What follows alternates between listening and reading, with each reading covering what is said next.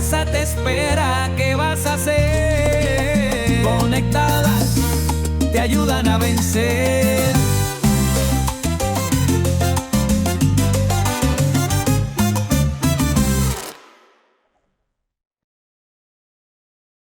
Bienvenidos a Conectadas con Propósito, un podcast diseñado para educarles, informarles, para que tomen decisiones asertivas en el momento correcto. Y hoy preparen papel y lápiz porque este podcast no se lo pueden perder, hay que tomar apuntes, porque vamos a estar resolviendo y aclarando muchos mitos que están en las redes sociales, que me dijeron, que yo escuché. Y para resolver todos estos mitos nos está acompañando nuestro querido Diego Salazar. Bienvenido. Gracias. ¿Cómo que estás aquí? Gracias, muchas gracias por la invitación. De verdad que me complace mucho estar en este espacio que ustedes han creado para toda la comunidad, para llevar información de valor y realmente tener invitados que nos aporten y nos ayuden a crecer como comunidad hispana aquí en el estado de Georgia. Diego es prestamista hipotecario, entonces él nos va a estar respondiendo todas las dudas y todas esas preguntas que todos tenemos. Entonces, yo voy a comenzar con la primera. Ok, adelante, vamos. Prepárate. Diego, ¿es cierto? Escuché por ahí que para comprar una casa, yo tengo documentos, yo nomás necesito llevar mi ID al banco y ya estoy cualificado para comprar mi casa, porque nada más necesito mis documentos. Ojalá fuera así de fácil. Realmente no es así. Cuando usted va a aplicar un préstamo hipotecario, son varios elementos que el banco, que yo como prestamista hipotecario voy a analizar. Obviamente su ID, su estatus migratorio es uno de ellos, pero yo también necesito ver cuál es su score de crédito, cuál es su ingreso, cuál es su historial de empleo, que son dos cosas diferentes, cuáles son sus ahorros, etcétera. Y con toda esa información, entonces nosotros hacemos una precalificación. Con esa precalificación, una vez que usted sabe cuánto puede calificar, cuánto puede y quiere pagar para una propiedad, entonces van de la mano de una realtor tan brillantes como ustedes a buscar la casa que le satisface sus necesidades personales y familiares. Necesita mucho más. Vamos a ir como que deshuesando todo lo que, desmenuzando todo lo que hablabas de mencionar. Entonces, en base a todo ese combo que nos acabas de decir, si yo tengo el combo completo, ¿quiere decir que ya yo tengo la casa asegurada? Si ya yo tengo ese combo completo. Sí. Si usted cumple con todos los requisitos, eso quiere decir que califica, ¿sí? Y ahora va a necesitar salir a buscar, obviamente, una propiedad que esté acorde a esa calificación. No solamente cuando hacemos la calificación, no solamente determinamos el precio de la casa, sino que hacemos un estimado del pago mensual que usted va a tener que dar por esa propiedad. Porque realmente lo que el banco califica es su pago mensual, lo máximo que usted puede pagar en una casa. Y ese máximo pago se traduce en un precio de casa, ¿ok?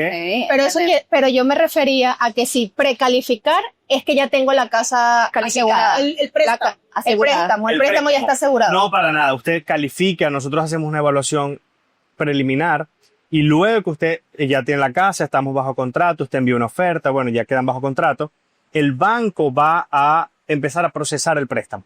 Va a empezar a hacer verificaciones de empleo, va a empezar a checar exactamente el origen de los depósitos que usted pueda tener en su banco, en fin. Vamos a ver toda la información, vamos a pedir el título de la propiedad con la cual usted está bajo contrato, etcétera. Con toda esa información, nosotros procesamos el préstamo hasta al final del préstamo estar listos para cerrar. En ese momento que usted firma con los abogados, usted ya es dueño de su casa, se lleva las llaves. Ahí recién está aprobado, digamos así. Exacto. Al final, como que... Pues sí, al final, el final CTC que llama el Clear to Close. El que todos celebramos. Exactamente. Es cuando realmente el banco dice sí, se han cumplido todos los requisitos de ley para que se pueda originar y fondear un préstamo para la compra de esta propiedad. Y en el préstamo no solamente evalúan a usted como comprador, sino también la propiedad, por ejemplo. ¿Cómo así? Explica eso, porque hay gente que piensa, bueno, pero es que ya yo estoy aprobada y esa es la casa que yo quiero y la están vendiendo. Eso quiere decir que...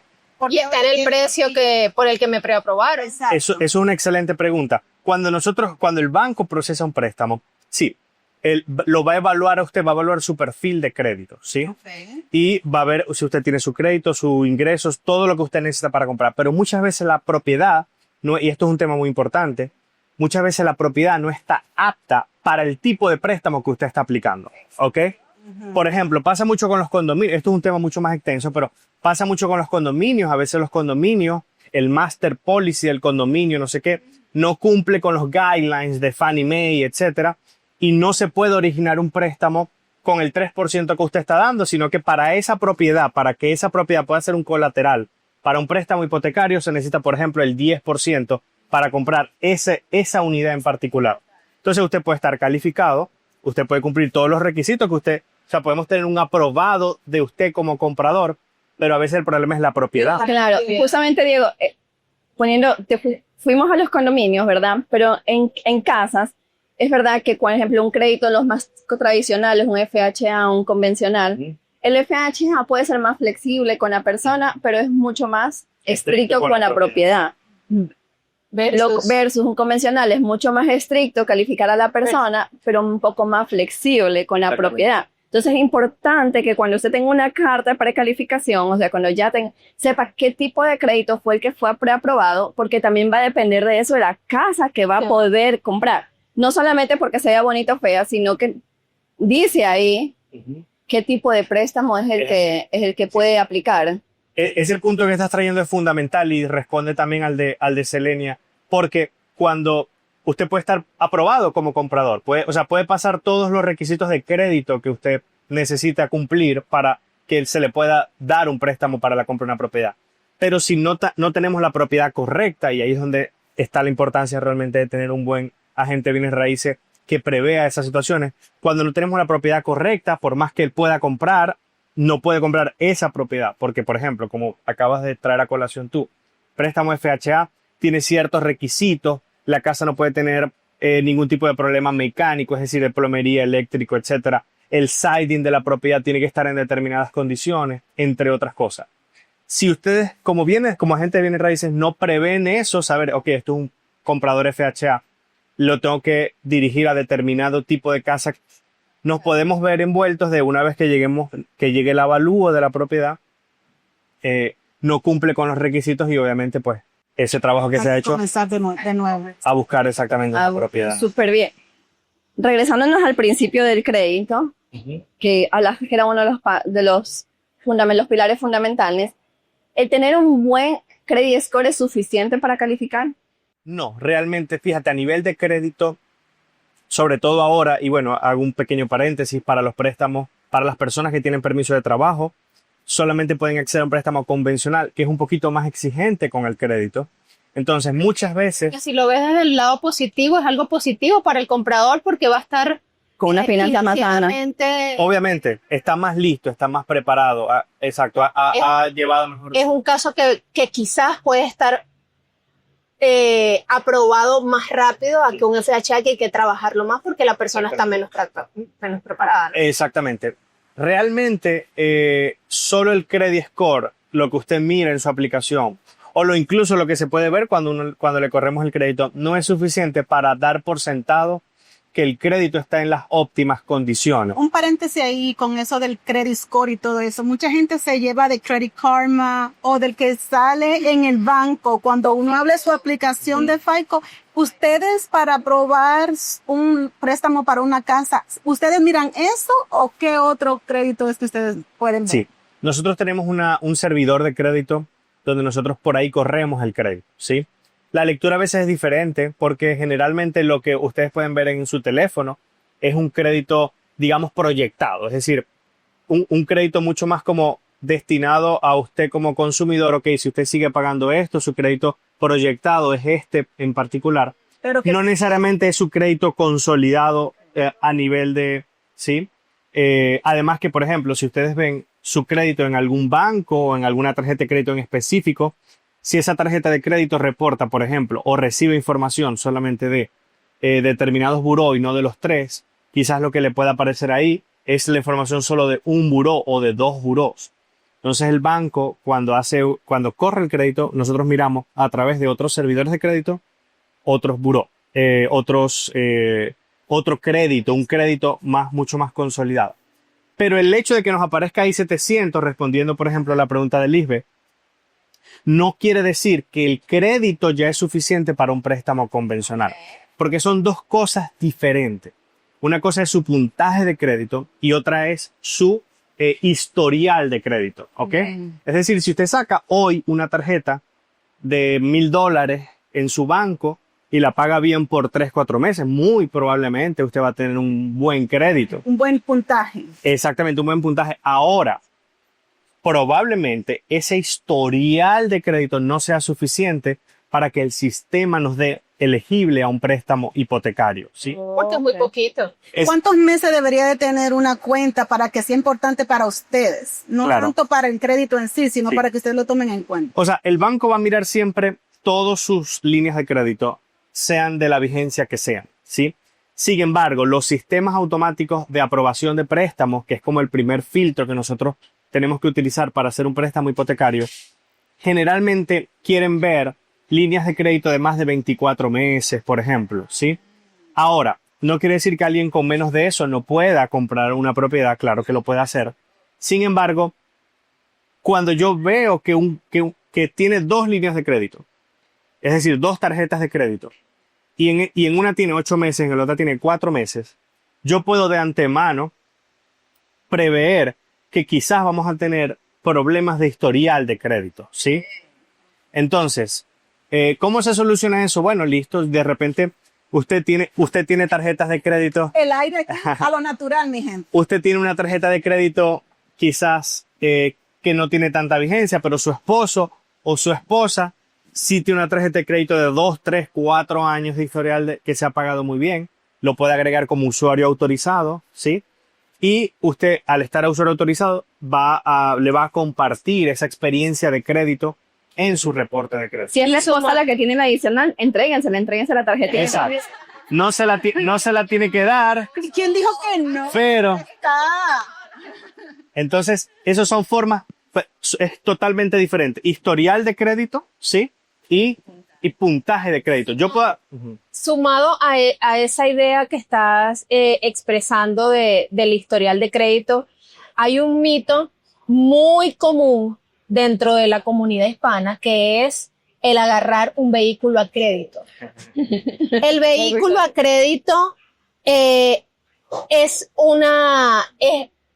crédito, es una buena manera de generar ayuda para poder comprar. También es. ayuda. Ok, entonces la pregunta es si sacar un carro a crédito ayuda para comprar una propiedad. Bueno, mire, vamos a desglosar esa pregunta, ¿sí? Esa está buena. Cualquier línea de crédito realmente a usted le va a ayudar a construir un perfil de crédito ante los buros, ¿sí? ¿Ok? Incluyendo un vehículo, por ejemplo, o incluyendo algún préstamo, una tarjeta de Home Depot, por ejemplo, de $1,000 o lo que sea. Cualquier cosa le va a ayudar. Que eso haga un cambio significativo en su aprobación o en su perfil de crédito, realmente no.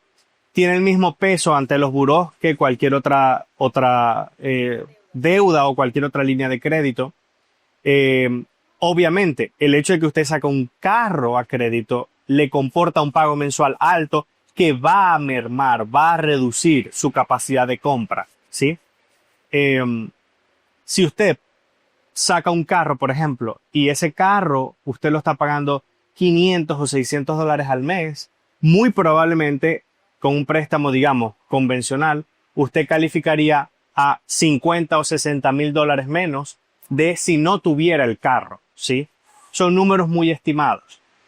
Es decir, que antes hay que ir por pasos. ¿Qué es lo más importante? Casa y después carro. Exactamente. Hay otras maneras de hacer crédito, no necesariamente. No necesariamente. No, tampoco lo puede comprar cash. Sí, pero me refiero a que hay otras maneras de hacer crédito, no de No construir. necesita un carro para construir crédito, ¿sí? Exacto. Esa es probablemente la respuesta más sencilla a la pregunta. No necesita un carro, no necesita sacar un carro para construir Para crédito. después comprarte una casa, ¿no? Exactamente. Puede sacar algunas tarjetas de crédito y de repente, bueno, si los límites son más altos, mucho mejor. Y eso le va a ayudar a su aprobación, estoy completamente seguro, sin necesidad de tener que sacar Endeudarse tanto. un carro. Ujú. Bueno, yo tengo otro mito. Ok. Voy a cambiar el tema del crédito por Ok. un rato. Soy primer comprador. Ok. ¿Cuáles son los beneficios de una persona que es primer comprador y cuántas veces se puede utilizar esos beneficios. Una excelente pregunta, una excelente pregunta. Un primer comprador es aquella persona que no tiene casa o que no ha tenido casa en los últimos 3 años, ¿sí? 3 años. Ujú, sí. Ok. Si alguien no tiene casa en este momento y usted va a comprar una propiedad, usted puede comprar una propiedad si califica para un préstamo convencional con el 3%, si califica para un préstamo FHA con el 3.5%, ¿sí? O sea, ese ya es el beneficio de un premio. Ese Es el único beneficio. Ese es el beneficio. Por ejemplo, hay muchas personas que piensan, porque soy primer comprador y no tengo una casa a mi nombre, Ujú. me van a dar los gastos. Me sale gratis. Me van a dar Eso no sale gratis. Eso es. ¿Qué hay? Eso es. ¿Qué hay en realidad? Sí, eso es. Hay grants para primeros compradores, obviamente sí los hay. Tenemos grants disponibles para personas que son primeros compradores. Hay programas de asistencia para personas que son primeros compradores. Si usted es primer comprador, usted puede valerse y puede aplicar ese tipo de ayudas, en definitiva. Pero Si tiene la que califica. calificar. Exactamente, si califica. Esa no- ¿Ok?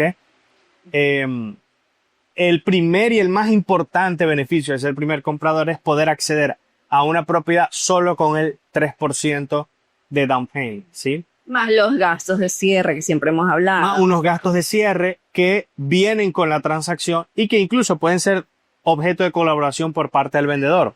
¿Está Pero su down obligado el payment- vendedor a dar el 100% de los gastos de cierre?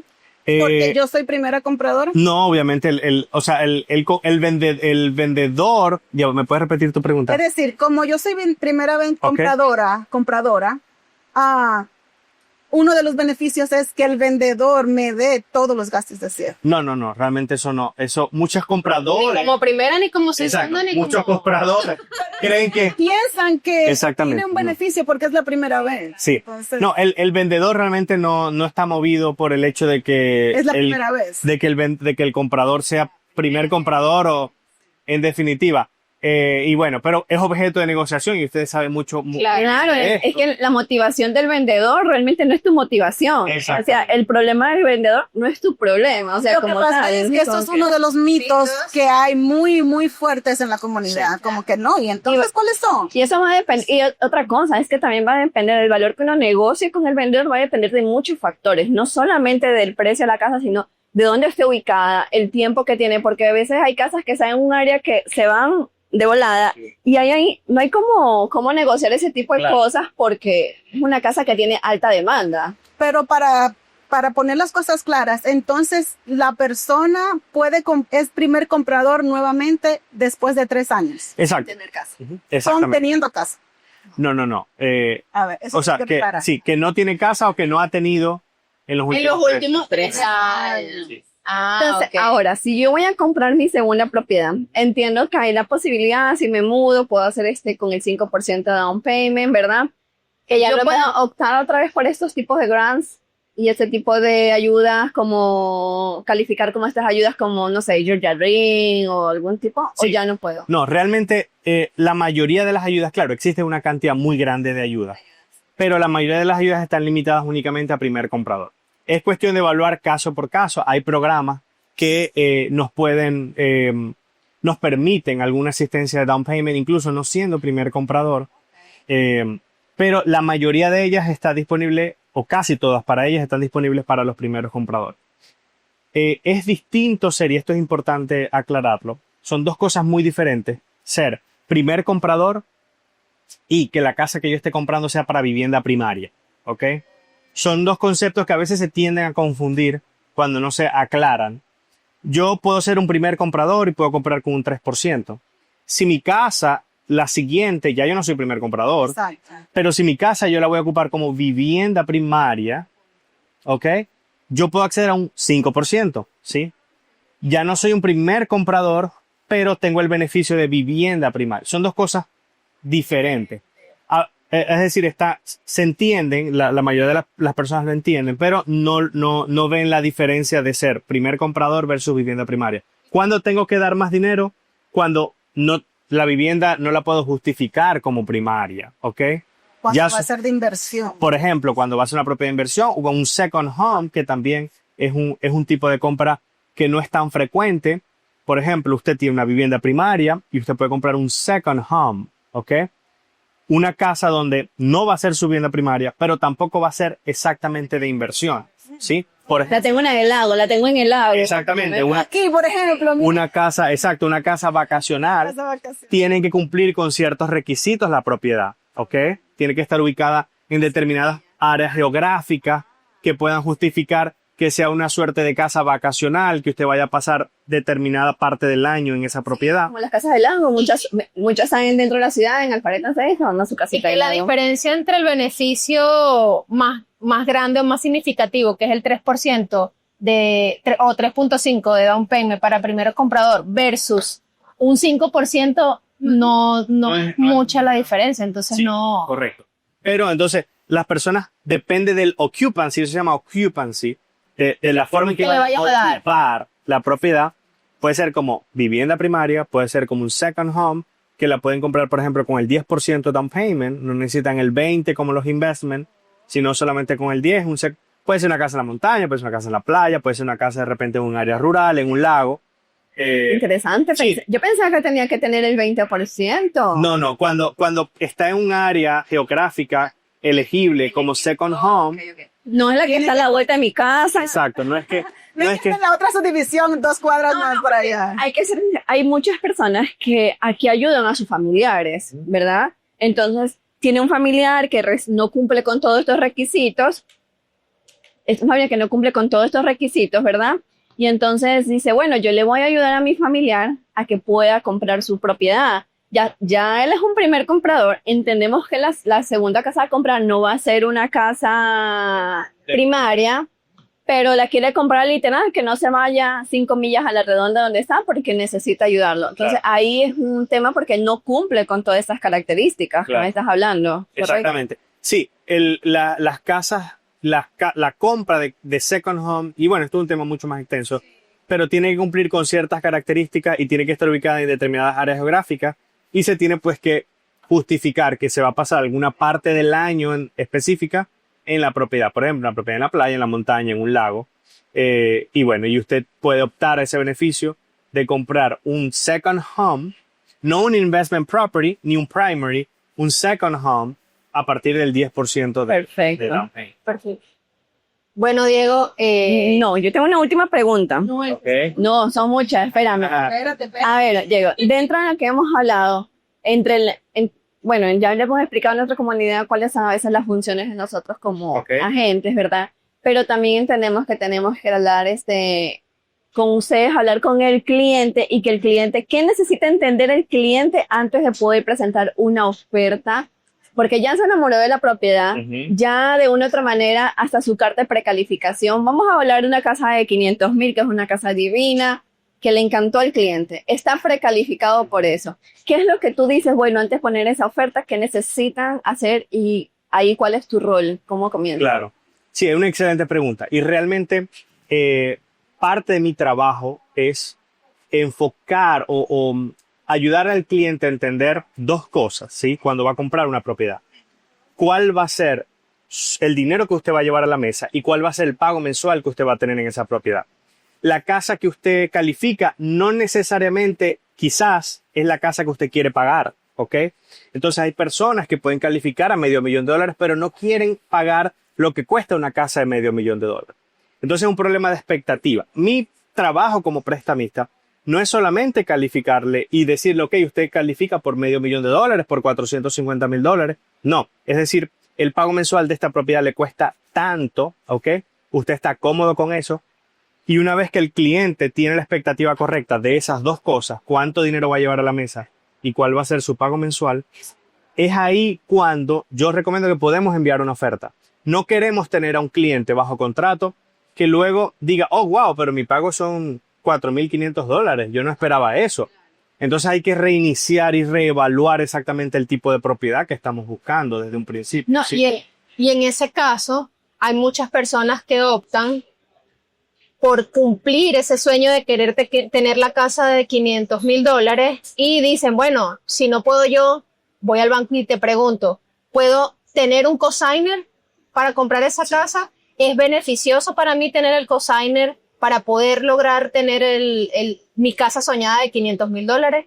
¿Qué beneficios y qué pros y contras de tener el cosigner para lograr. Una excelente pregunta. El cosigner es una opción fantástica para personas de repente que, bueno, no cumplen con los requisitos, por ejemplo, de ingreso para el tipo de propiedad que ellos quieren o necesitan. Es muy frecuente ver padres con hijos, madres con hijos, hermanos con hermanas, de repente que viven juntos en una propiedad y van a calificar juntos. Pero eso igual nos tiene que llevar al mismo punto inicial. Listo. Juntamos en el núcleo familiar los ingresos necesarios para calificar a esta propiedad. Es la propiedad que como familia queremos pagar a nivel de pago mensual. Eso es muy importante, que el cliente esté de acuerdo con cuánto dinero va a llevar a la mesa y con cuánto va a pagar mensualmente. Súper. Si un cliente entra bajo contrato sin tener eso claro, podemos encontrarnos con un comprador que a media transacción diga, oh, wow, pero llevar $30,000 a la mesa y pagar 4,250 me parece mucho al mes. Entonces ya ahí tenemos un problema Que pudimos haberlo desde el inicio. detectado desde el principio. Detectado. No, y otra cosa que nosotros como agentes, cuando tenemos esos números claros, que Diego realmente en ese aspecto nos los pasa súper claro, súper detallado, que cuando yo los veo, yo le digo al cliente, mire, esto es lo que usted debería llevar a la mesa. Claro está que ahí vamos a tratar de negociar, ver si aplicamos algún tipo de ayuda, lo que sea. Y también entender que el hecho que usted vaya a pagar eso no significa que usted no pueda llegar a un pago más óptimo por la misma casa, porque tenemos la opción de compra de puntos de intereses. Si yo tengo el dinero y voy a recibir ayuda, hay otras maneras de poder llegar a calificar esa casa poniendo mi pago un poquito más chiquito donde yo me sienta cómodo. Como dice, por ejemplo, la cuota de 4,500, pero mi tope es 4,000. Entonces, ¿qué debemos hacer para que me quede calificar para esa propiedad? Con un pago de 4,000. Pero esos números tienen que dárselos al inicio. Claro, exacto. Y siempre se les dan al inicio. Bueno, esto se los da siempre un buen Prestamista que tenga la paciencia y se sienta para explicar todo. Exacto. Para mí calificar a un cliente no es simplemente generar una carta, oh, wow, felicitaciones, él califica 350. No. Y califica 350. Y esto es lo que le cuesta a una casa de 350. Cuánto le cuesta al mes y cuánto le cuesta llevar a su cierre. ¿Sí? Al final del día, el cliente no le interesa tanto el interés, no le interesa tanto los taxes de la propiedad. Su pago mensual. Lo que le interesa es su pago mensual. O lo que le debería interesar, porque a veces hay gente que se pega del interés, pero realmente el pago mensual. Porque es lo que al final del día él va a sacar de su bolsillo todos los meses. Tú le puedes preguntar a cualquier persona, ¿cuánto pagas tú de carro? Y te va a decir con centavos. No, yo pago 478,50. 800 y algo. 1,100. ¿Por qué? Porque es su realidad mensual. Y le preguntas por los intereses y no sabes. No Los intereses, no sé, pues me dijo, el que me lo vendió me dijo que me estaba dando un buen interés. No sabe cuál es su interés. Y a veces es súper altísimo y no sabe. Pero sabe cuánto, y si se siente cómodo, pues está bien. No pasa nada. Le sonó bonito ese número. Porque en el caso de carro, tú de una vez llegas diciéndole al vendedor, mira, yo quiero pagar, son $700. Y entonces usted con esa misma expectativa, sin pensar en qué interés le consiguió el vendedor del auto, usted tiene que ir a comprar la casa y a asesorarse preguntando o teniendo en mente, en mis finanzas yo solamente puedo pagar $2,800. A mí me encanta ese tipo de cliente. A mí me encanta porque están claros cuál es su presupuesto en su bolsillo y bueno, ¿qué necesitamos para calificar?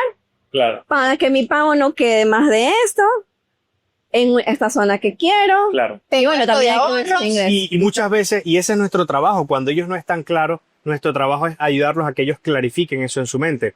Los buenos agentes de bienes raíces, los buenos prestamistas preguntan siempre en la primera cita cuánto paga de renta y hasta cuánto se siente cómodo pagar. Primera pregunta. Eso son las dos primeras preguntas de precalificación. Es básico. ¿Por qué? Porque si te dicen, no, yo pago 1,200 y quiero pagar 1,800 como máximo, hay un problema de expectativas, ¿no? Entonces, o usted o se adapta al pago mensual de la propiedad que usted va a tener, o de repente no está lista para comprar, o sea... Yo lo que habíamos hablado justo antes de comenzar, que ya, yo creo que vamos a tener que hacer otro podcast, Diego, por favor. No, me pueden invitar a lo que quieran. Claro, Diego, porque justo lo que habíamos hablado, a veces sí es bueno decirle al cliente, tengamos paciencia en ese momento, porque no se vaya a meter en una propiedad que está en muy malas condiciones porque no tuvo la paciencia suficiente para poder formar mejor, pagar una deuda que tiene, que no lo permite calificar por algo mayor. Subir un poquito el crédito. Ahora sí,